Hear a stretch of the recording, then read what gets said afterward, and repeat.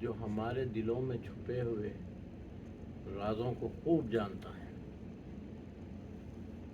بڑا رحیم ہے اللہ ہمارا، بڑا کریم ہے، بڑا رزاق ہے ہمارا. اللہ تبارک و تعالیٰ کا ارشاد ہے کہ واللہ یرزق من یشاء بغیر حساب، کہ اللہ جسے چاہتا ہے، من یشاء جسے چاہا، جتنا چاہا، بغیر حساب، اس کے خزانوں میں کمی کس چیز کی؟ نہ اسے فکر ہے کہ میرے خزانے کم ہو جائیں گے. بے انتہا خزانے ہیں اللہ کے، اس کی کوئی ہم بتا بھی نہیں سکتے کہ کتنے خزانے ہیں اللہ کے. اور مالک ہے وہ، اور وہ مالک ہے، وہ عطا کرتا ہے، جسے چاہے عطا کرتا ہے. یہ نہیں کہ صرف مسلمان کو عطا کرتا ہے، یہ نہیں کہ صرف ناماننے والوں کو عطا کرتا ہے، جسے چاہتا ہے عطا کر دیتا ہے. جسے چاہتا ہے اللہ عطا کرتا ہے. اور پھر اللہ کی شان یہ بھی ہے کہ وہ یہ دیکھتا نہیں ہے کہ یہ مجھے مانتا بھی ہے کہ نہیں مانتا ہے، یہ بھی نہیں دیکھتا ہے. وہ مانے یا نہ مانے، عطا تو کرنا ہی ہے، اللہ عطا کرتا ہے. اس کائنات میں 18,000 مخلوقات ہیں اس کائنات میں، اور اس 18,000 میں صرف انسان ہی ایک واحد ہے جسے محنت کرنی پڑتی ہے، رزق کے لیے محنت کرنی پڑتی ہے. اور باقی کے جتنے ہیں 17,999، ان سب کو اللہ عطا کر رہا ہے، سب کو اللہ عطا کر رہا ہے. یہ شان ہے اللہ تبارک و تعالیٰ. اچھا، اللہ نے جو مقدر میں لکھ دیا ہے رزق ہمارا، اسے کوئی بڑھا بھی نہیں سکتا، اسے کوئی کم بھی نہیں کر سکتا. اسے کوئی بڑھا بھی نہیں سکتا، اسے کوئی کم بھی نہیں کر سکتا. اس نے جو لکھ دیا لکھ دیا. لیکن ایک طریقہ ہے، اس سے رزق میں اضافہ ہوتا ہے.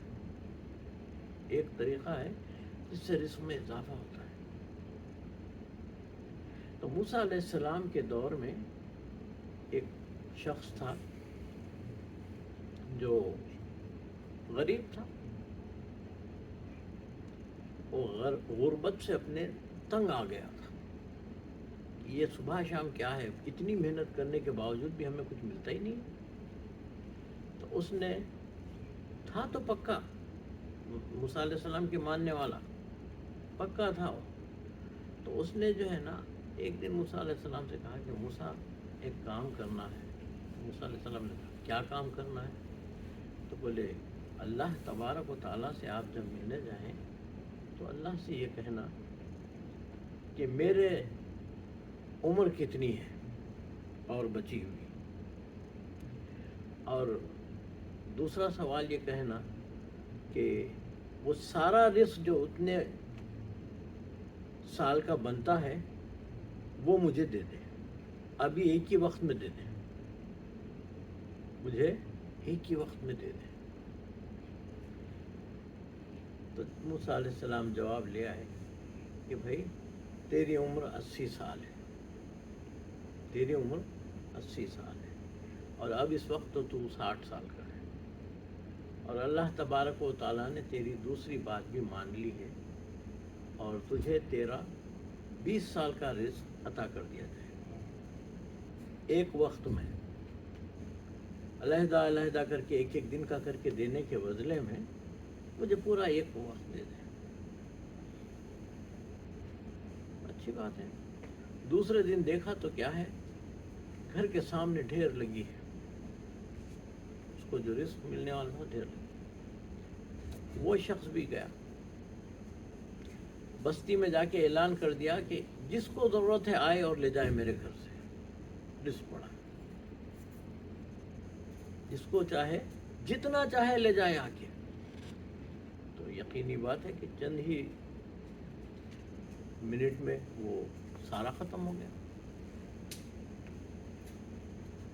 اب اللہ تبارک و تعالیٰ نے یہ کیا کہ دوسرے دن دیکھے تو پھر وہی رزق رکھا ہوا ہے اتنا، اور تیسرے دن دیکھے پھر وہی رکھا ہوا ہے اتنا ہی رکھا ہوا ہے، اور وہ تقسیم کیا جا رہا ہے، وہ تقسیم کیا جا رہا ہے کہ دوسرے غریب لوگوں میں کہ آؤ اور لے جاؤ یہاں سے۔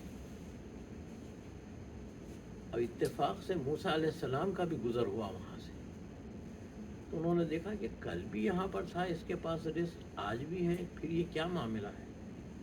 تو وہ تو ذرا موسیٰ علیہ السلام جذباتی تھے، تو انہوں نے اللہ سے پوچھا کہ اللہ یہ راز کیا ہے؟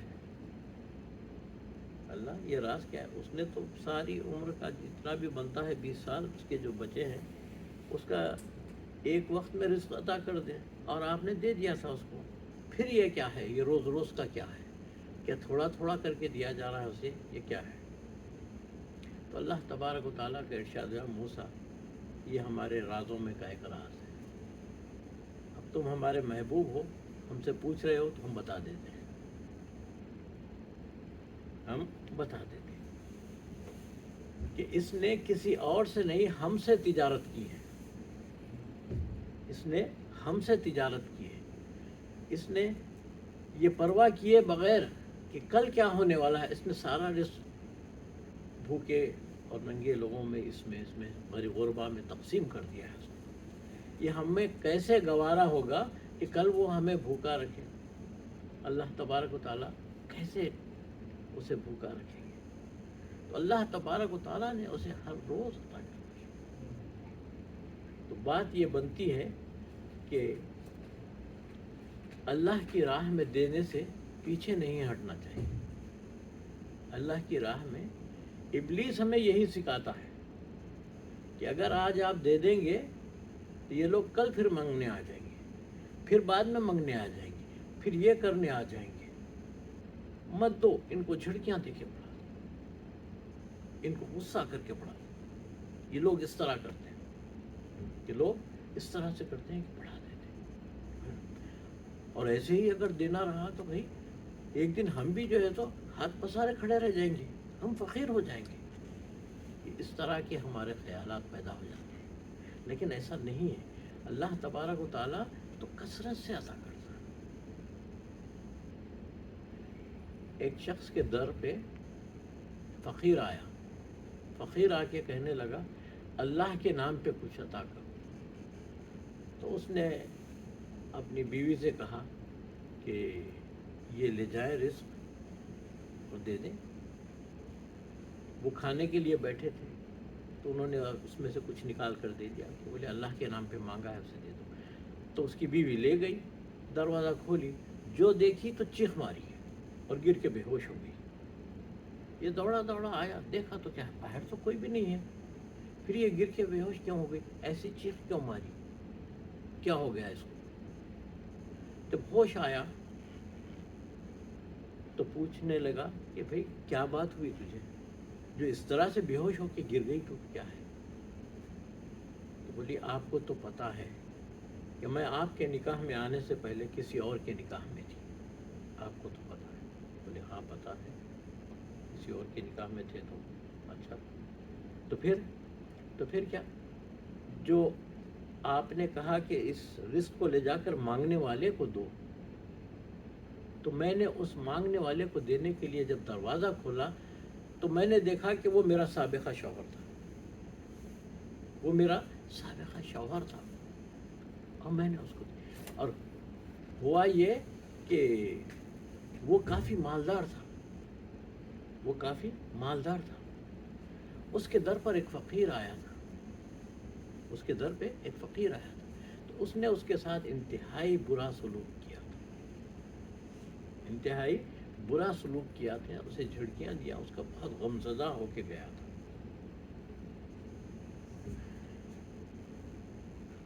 سارا واقعہ سننے کے بعد اس شوہر نے کہا کہ اس سے بھی بڑی ایک بات بتاؤں تم کو؟ اس نے کہا کیا ہے؟ وہ جس کو اس نے جھڑکیاں دے کر غصہ کر کے بھیجا تھا باہر، وہ شخص میں ہی تھا، وہ شخص میں ہی تھا۔ تو یاد رکھیں کہ اللہ کے نام پر کوئی مانگتا ہے تو اسے دینا چاہیے. اگر نہیں دے سکتے ہیں تو کچھ اس طرح کریں کہ اس کا دل نہ ٹوٹے، اس کا دل نہ ٹوٹے. نبی کریم صلی اللہ علیہ وسلم کی شان تو یہ تھی کہ آپ مسجد نبوی میں آیا ہے یمن وغیرہ سے اور جیزان وغیرہ سے آپ کے پاس مال آیا ہے، آپ سب کو تقسیم کر رہے ہیں، سب کو تقسیم کر رہے ہیں. پھر ایک شخص آتا ہے اور آ کر کہتا ہے کہ یا محمد مجھے دو. آپ لوگوں نے کہا، دوسرے صحابہ میں حضرت عمر بھی تھے، سب نے کہا کہ بھائی کیا دیں آپ کو، جو تھا وہ تو دے دیے، اب ہے نہیں کچھ بھی. تو آپ نے کہا نہیں نہیں نہیں، ایسا نہیں کرو. آپ نے حکم دیا حضرت بلال کو، بلال تو جی سرکار. تو بولے وہ فلانے کے پاس جانا، وہ یہودی کے دکان پر، اور اس کو جو چاہیے وہاں سے دلا دیں. حضرت عمر کہنے لگے کہ یا رسول اللہ، آپ اس کے مکلف ہی نہیں ہیں، آپ اس کے مکلف ہی نہیں ہیں، آپ کیوں دیتے ہیں؟ تو بولے حیا آتی ہے کہ اس نے اللہ کے نام پر مانگا اور میں نہ دوں، میں نبی ہو کر نہ دوں، یہ کیسے ہو سکتا ہے؟ میں نبی ہوں. تو ہم سے یہی ہے کہ اللہ کا ارشاد بار بار ہے، واللہ یرزق من یشاء بغیر حساب. اللہ جسے چاہے جتنا چاہے دیتا ہے. کیوں کہ یہ اس کی شان ہے. اچھا، جس کو دیتا ہے وہ بھی اس کی مصلحتوں سے وہی واقف ہے، اللہ ہی اس کی مصلحتوں سے وہ واقف ہے. جس کو جو دیتا ہے اگر وہ نہ دے تو بہت ممکن ہے کہ وہ جہنمی ہو جائے، اور جس کو نہیں دے رہا ہے بہت ممکن ہے کہ اس کو دے تو وہ بھی جہنمی ہو جائے. تو اللہ کی شان ہے کہ اللہ جس کو جتنا مناسب سمجھتا ہے، جیسا سمجھتا ہے ویسا عطا کرتا ہے. تو ہم کو چاہیے کہ جو اللہ نے ہمیں دیا ہے اس میں سے ہم کو چاہیے کہ ہم بھی غربا کو دیا کریں. اب اللہ کے فضل سے ہم قریب پہنچ رہے ہیں حج کے مہینے میں، بہت ہے، تو غربا کا بھی خیال کریں اور ان کو بھی کچھ دیا کریں. جو بھی ہمارے غربا میں یہ بات یاد رکھیں، ضرور یاد رکھیں، دوہرا ثواب کمانا ہے. وہ کیسے؟ وہ ایسے کہ جو ہے نا، پہلے اپنے عزیز و اقارب کو دینا ہے تو آپ کو دوہرا ثواب ملے گا. کہ ایک آپ نے عزیز و اقارب کو دیا ہے، ان کا خیال کر کے دیا ہے، کیونکہ وہ رشتہ داری کے باعث ہم سے پوچھ نہیں سکتے ہیں، اگرچہ کہ غریب ہے مگر جو ہے نا پوچھتے نہیں. تو ہم کو ان کے حالات کا اندازہ ہے تو ہمیں دینا چاہیے کسی نہ کسی طرح. تو اللہ کو راضی کریں اور ہم بھی اللہ کو راضی کریں. ہر حال میں اللہ کو راضی کرنا ہوگا. وما علینا الا البلاغ.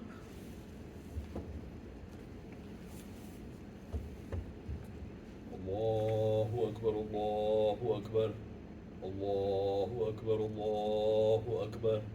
اشہد ان لا الہ الا اللہ، اشہد ان لا الہ الا اللہ، اشہد ان محمد رسول اللہ، اشہد ان محمد رسول اللہ.